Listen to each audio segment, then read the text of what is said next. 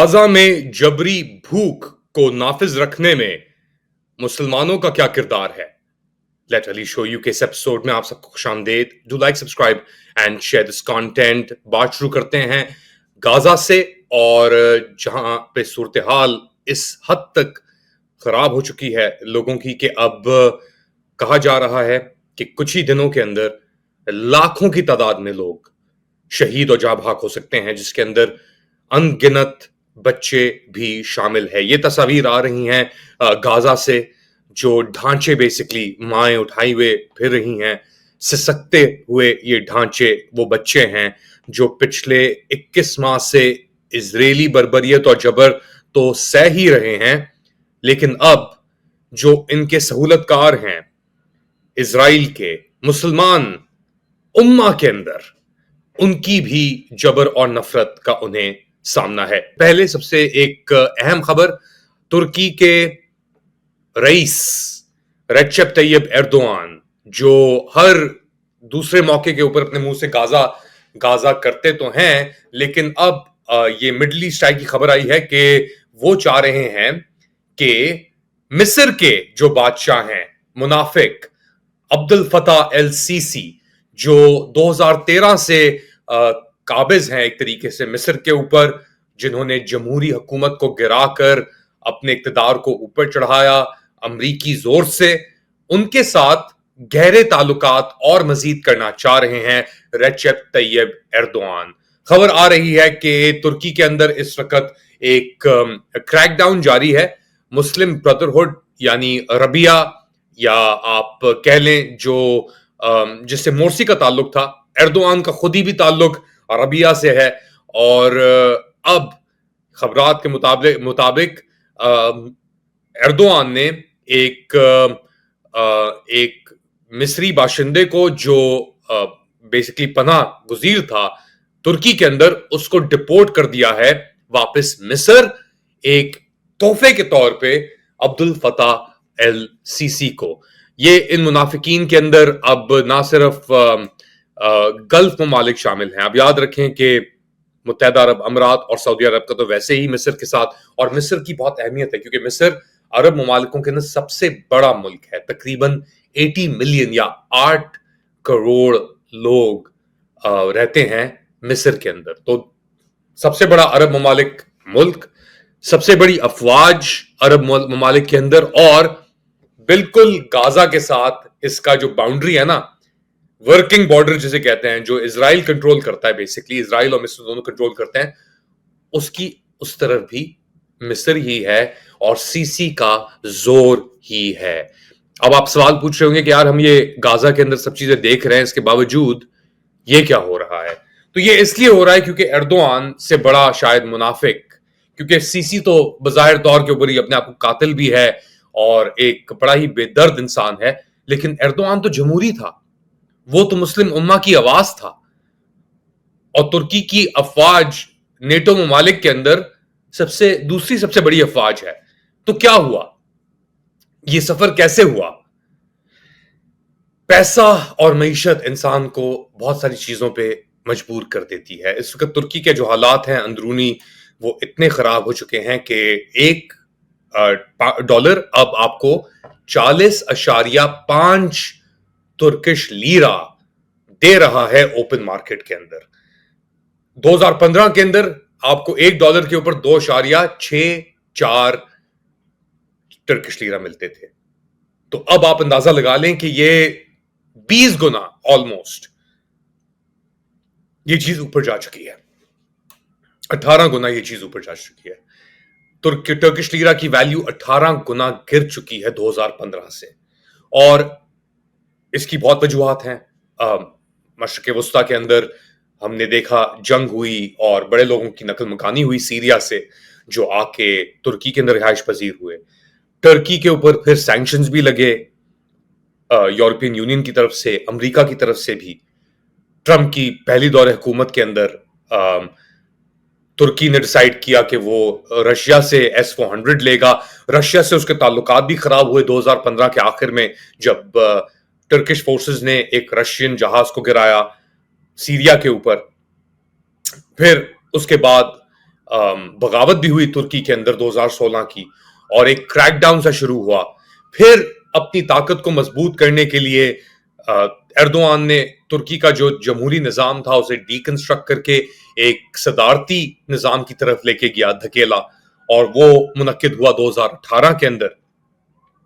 तो चीजें बद से बदतर होती गईं तुर्की के अंदर अंदरूनी मामलात को लेकर, और एक सियासी इंतकाम और दहशत की लहर भी चली तुर्की के अंदर, जहां पे जो सियासी लीडरान हैं उन्हें पकड़ा गया, कैद किया गया, और ये सिलसिला जारी रहा अभी तक, जहां पे हमने देखा कि दूसरी सबसे बड़ी जमात जो है तुर्की के अंदर, जेएचपी करके, उसके लीडर्स को भी पकड़ा गया और जेल में डाला गया, इंक्लूडिंग एक्रम इमामोलू, जो सदारती इंतखाबात के अंदर जिन्होंने सामना भी किया था एर्दोआन साहब का, मगर वो सदारती इंतखाबात 2023 के अंदर इमामोलू और जेएचपी हार गई, और एर्दोआन साहब एक बार फिर, और ये प्रेसिडेंशियल सिस्टम के अंदर ये हुए थे इंतखाबात, दूसरे इंतखाबात थे तुर्की की तारीख के अंदर प्रेसिडेंशियल सिस्टम के अंदर, यानी नजदीकी तारीख के अंदर।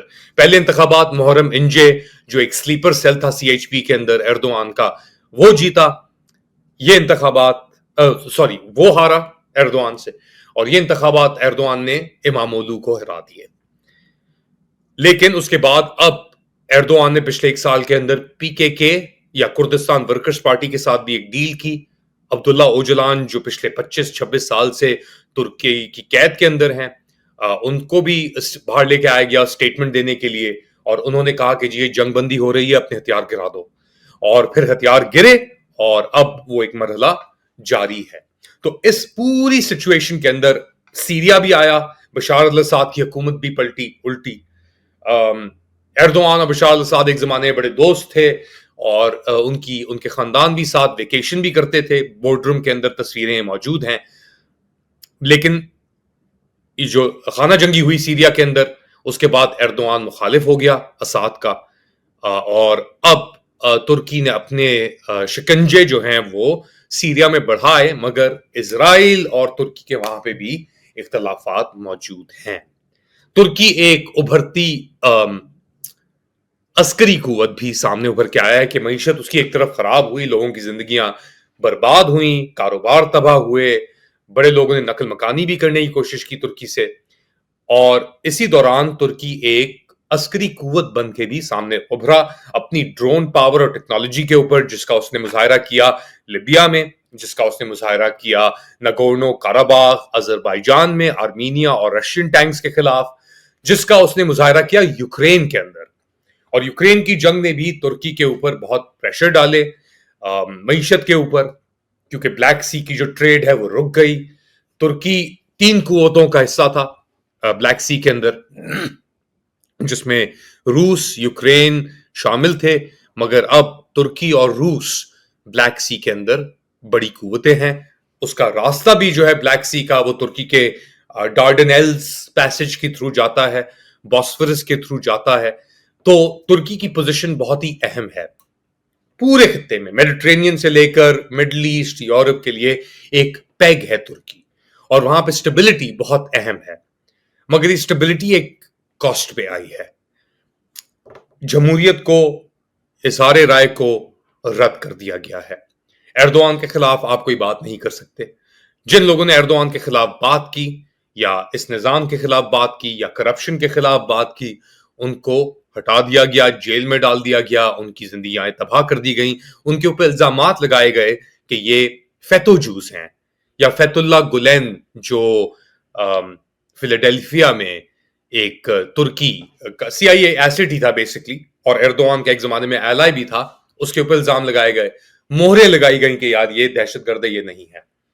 तो इस पूरी कथा के बाद, इन सब वाकयात के बाद, अब तुर्की और एर्दोआन एक बार फिर अपने ताल्लुकात को, और ये ताल्लुकात अच्छे होते रहे हैं पिछले कुछ साल से, डिप्लोमेटिक रिलेशंस भी दोबारा अच्छी हुई हैं, मुलाकात भी हुई है साइड लाइन्स पे एर्दोआन की और अब्दुल फताह अल सीसी की। मगर यह पहली बार हुआ है कि एक मिस्री बाशिंदे को, जिसका ताल्लुक मुस्लिम ब्रदरहुड से था, उसको उठा के मिस्र भेजा गया है। मोहम्मद अब्दुल हफीज, जो तुर्की का एक बहुत ही طویل عرصے سے رہائش پذیر تھا، ریزیڈنٹ تھا، لیگل ریزیڈنٹ، ان کو استنبول ایئرپورٹ پر پیر کے روز پکڑا گیا اور وہ بزنس ٹرپ پہ سے آ رہے تھے افریقہ کی ایک، اور پھر ان کو ڈپورٹ کر دیا گیا مصر کی طرف۔ اب انقرہ نے پہلے یہ چیزیں نہیں کی، کیونکہ مصر جب یہ لوگ جاتے ہیں تو پھر وہاں پہ غائب ہو جاتے ہیں، اور ان کا کیا ہوتا ہے، ان کی لاشوں کا بھی یہ نہیں پتا چلتا۔ لیکن یہ ایک ہڈی بیسکلی چیتھڑا پھینکا ہے ایردوان نے عبد الفتاح السیسی کی طرف، اور سیسی کا کیا کردار ہے وہ بھی ہم جانتے ہیں۔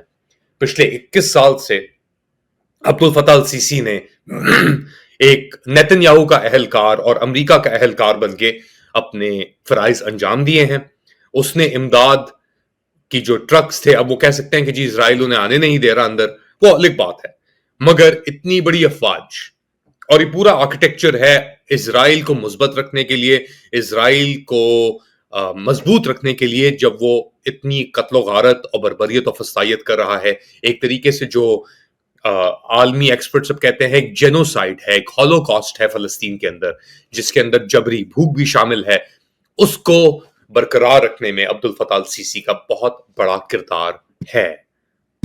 تو ایردوان یہ کیوں کر رہا ہے؟ بتائیں مجھے کامنٹ سیکشن کے اندر۔ اور کیا مسلم امہ کی جو ہم بات کرتے ہیں یہ ایک محض مذاق بن کے رہ گیا ہے؟ آپ لوگ کیا سمجھتے ہیں؟ ہم سب کیا سمجھتے ہیں؟ اور یہ ترکی کو لے کر اب سچویشن کہاں جائے گی؟ اپنا خیال رکھیں، اگلی بار تک انشاءاللہ کچھ ہی گھنٹے میں آپ سے دوبارہ ملاقات ہوگی، تب تک کے لیے اللہ حافظ۔